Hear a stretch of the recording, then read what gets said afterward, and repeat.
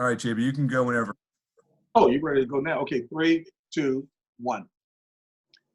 Hey, first of all, I think it's appropriate to say that we recognize we're in a very challenging environment where there are far more important things that we're concerned about than the world of sports. We're certainly mindful of that, but we're also hopeful that we can bring just a little bit of joy into your lives right now.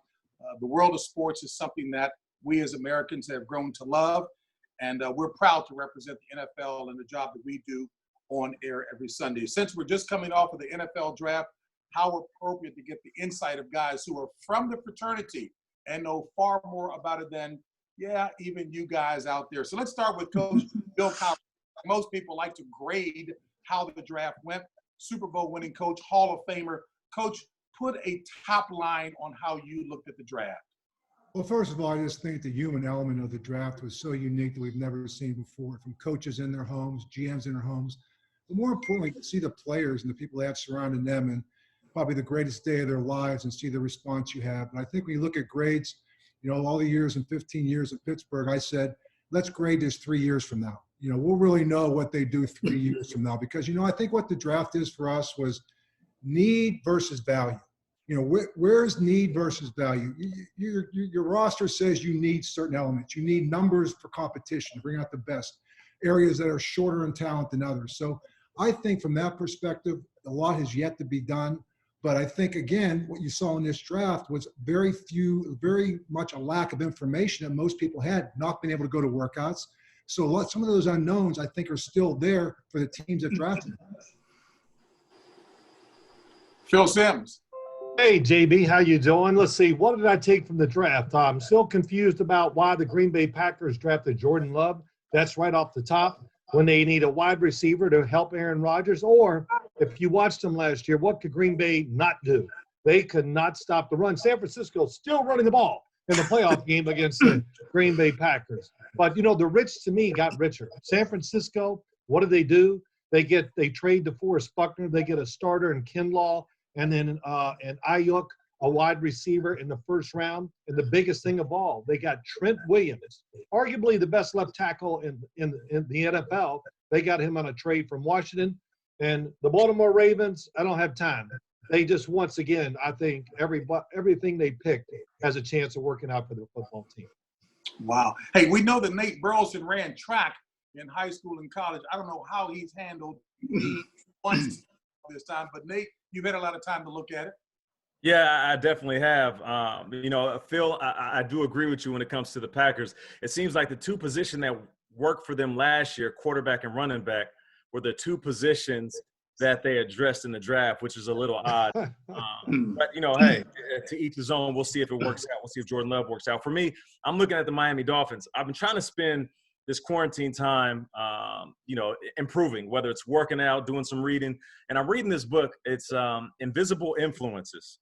It's the hidden forces that shape behavior. And the reason I bring that up is because I started thinking about the Miami Dolphins and all these invisible influences and hidden forces that could have caused them to second guess their draft pick.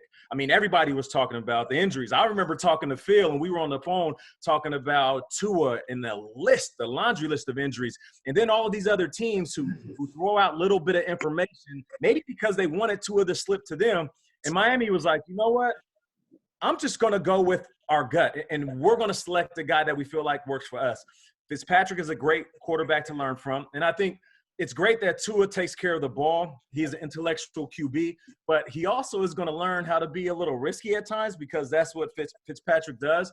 And I can appreciate the fact that they shored up the offensive line as well. So you can tell they're building for the future. And when it comes to building for the future, they also started before the draft. They got Byron Jones, who got paid big from the Cowboys. And then they brought in some championship pedigree with Kyle Van Noy. So now they got a guy that can literally walk in that locker room and tell these young guys, this is how you prepare.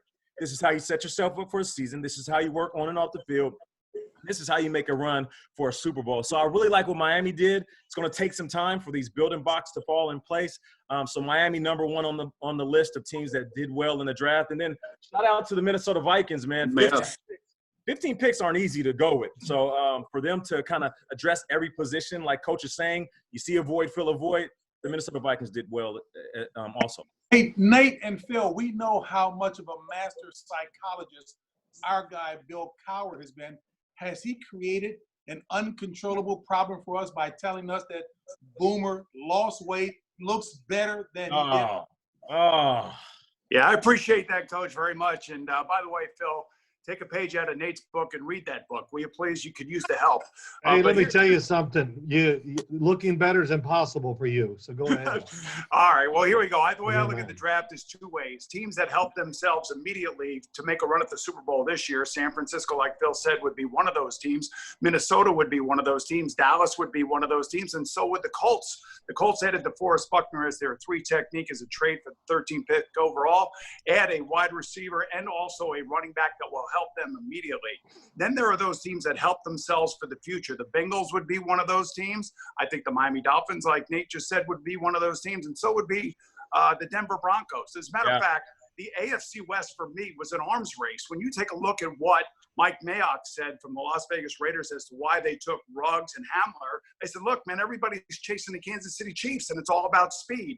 So if you can't stop them, you got to try to join them. The biggest problem that all those teams have out there is that they don't have Patrick Mahomes. Yeah. So the one thing I will say about the Packers, it wasn't a great draft for them. It doesn't look like that on paper, but, and I always say but, if Jordan Love turns into something 3 years from now and they add on to the legacy of the 27 years that they've had at quarterback since, Brett Favre and, of course, Aaron Rodgers have come back to back, that will say something about what they did with this draft. You know what? I know I do speak on behalf of all of my excellent colleagues on the NFL today when we say that we know how challenging this time is again, and we're fervently praying for all of you. We know we're all in this together, but we're looking forward to bringing you a little joy once the NFL today gets started at the top of the season. God bless you all.